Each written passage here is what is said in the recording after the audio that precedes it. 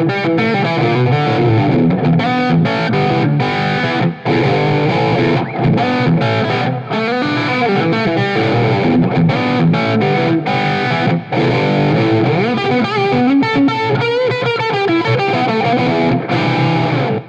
I'm Doug, and on behalf of everyone at Celestion, it's my pleasure to welcome you to the fifth video in the F12-X200 and the F12M-150 triple cone video series.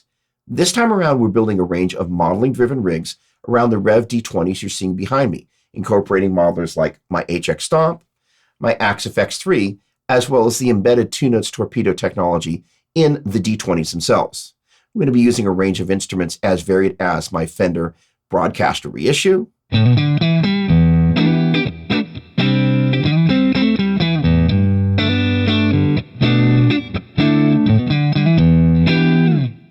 my Eric Johnson signature Virginia Stratocaster,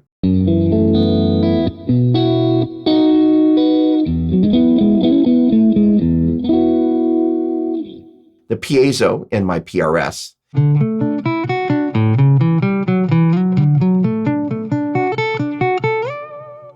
as well as my Les Paul Special. Like the previous videos in this series, down below in the show notes, you're going to find timeline links to all the chapters in this video, links to the other videos in this series, and per this video, specific information about the signal chains, not all of which I'm going to be covering in the video, but again, it's down below in the show notes. So the thing about these speakers, Celestion refers to them as full range live response. They're 12-inch speakers that are specifically designed to be placed in traditional guitar cabinets and combos, preferably ones with an effects loop, with the specific idea of being able to augment the amazing range of tones, convenience and portability of modelers with the tried and true volume, girth, and feel that guitar players depended on for decades from traditional enclosures that were specifically built for guitar. And end result is awesome. All right, before we get to the ABY demos, I want to take a moment and invite you to subscribe to the channel if you haven't done so already. And please don't forget to ring the bell so we can let you know when other videos are going to go online. With that said, let's get to it. For all the ABY demos, we're going to start off with the F12-X200 on your left-hand side. Then you'll hear the F12M-150 triple cone on your right-hand side. And then you'll hear the blend of the two speakers still panned. So here's the thing. Moving forward, we're going to refer to those as the X200 and the triple cone respectively. And during this first demo down below there in the video, you're going to see the frequency curves for both speakers. And the biggest difference between the two is the X200 has got a bump from 100 to 500 hertz and a dip at 5K. What it means is it's going to be a little bit fuller in the bottom end and a little bit less bright in the top end. And I think you're going to be able to hear that pretty clearly during the demo. Let's take a listen.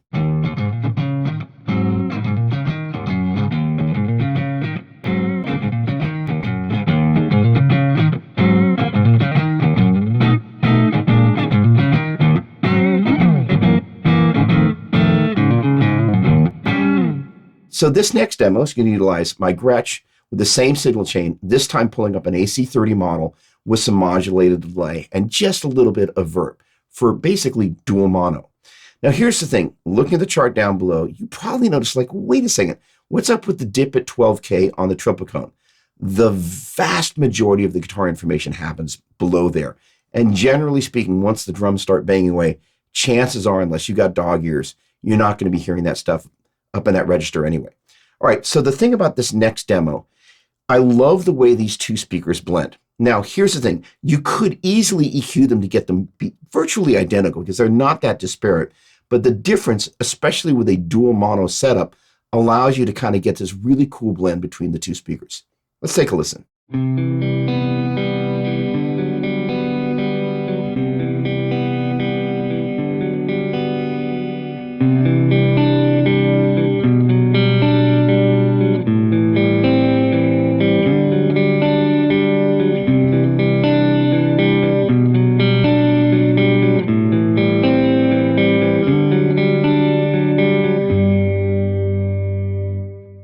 This demo really personifies what I love most about this whole experience.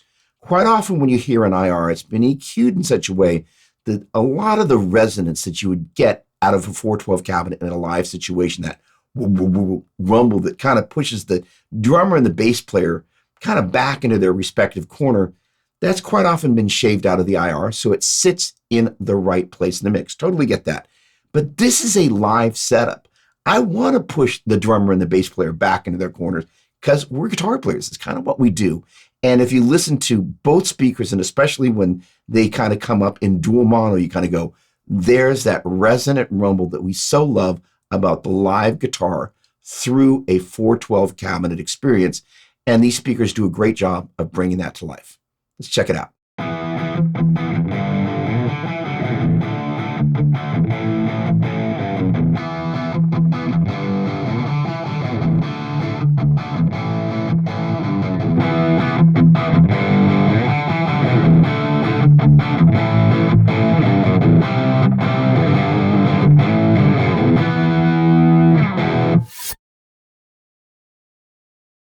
Unlike the first set of demos, we're now going to bypass the power up section of the D20 and instead come out of the direct outputs on the back of each of the D20s. That's going to enable us to leverage the built-in Two-Notes Torpedo software. On both amps, I'm going to be dialing in a virtual EL34 driven power amp section, an IR of the 212 closeback rev cabinet mic'd up with a virtual 121 and 421, as well as some cathedral reverb. In turn, those direct signals are being fed into the main in inputs on the back of the JC120, bypassing the preamp section of that amplifier, and in turn enabling us to power the pair of X200s that I placed inside there. Let's take a listen.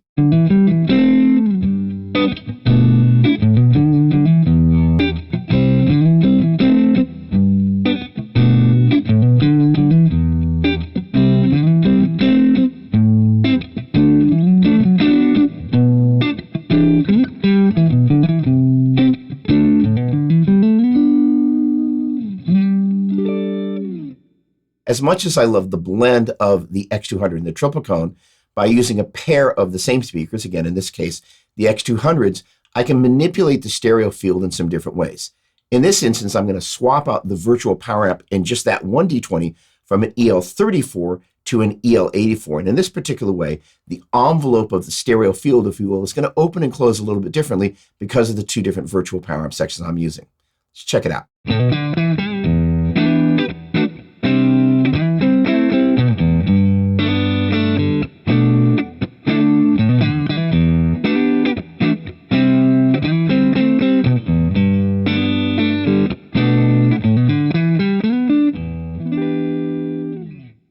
This next demo kind of breaks one of the rules of modeling, which is, generally speaking, you don't want to run out of one virtual power amp into another virtual power amp. And I'm actually doing that 2 times over here.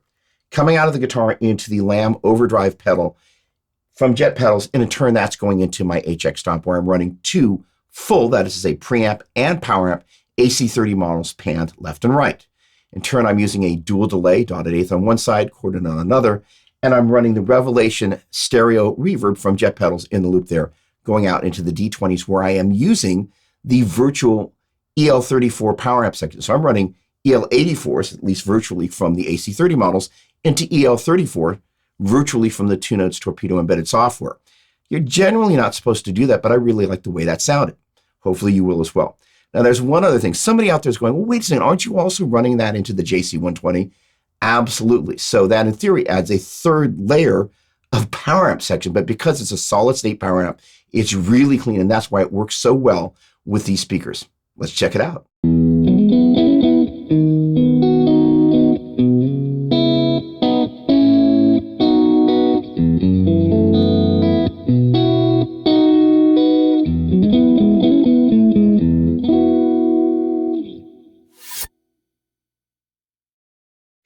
For the AB demos you heard earlier in the video, I was coming out of my Axe FX3 in stereo into the 2 D20s, each of which was powering one of the Marshall 412 cabinets behind me. For this last set of demos, I'm going to swap out the Marshall cabinets for the MESA-BOOGIE Thiele cabinets, each of which is loaded with a triple cone.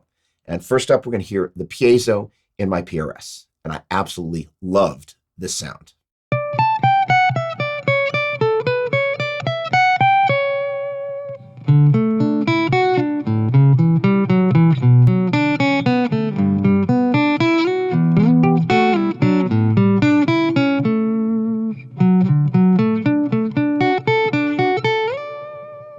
This next demo really does a great job of contrasting with the pretty piezo sound you just heard, how aggressive these speakers can go, literally just by changing a preset. In this particular instance, I'm utilizing a jumped 50-watt Plexi Marshall, and it was nice and loud when I tracked this, so if you're so inclined, go ahead and turn it up.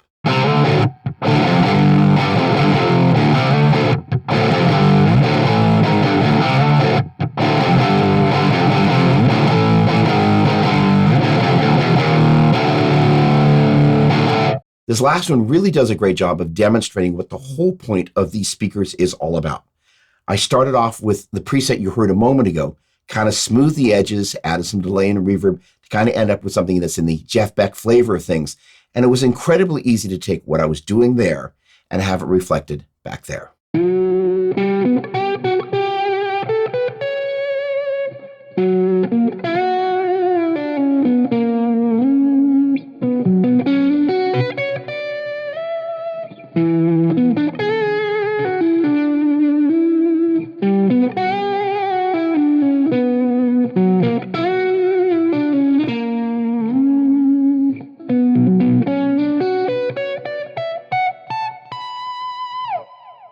On behalf of everyone at Celestion, I want to thank you for checking out this video.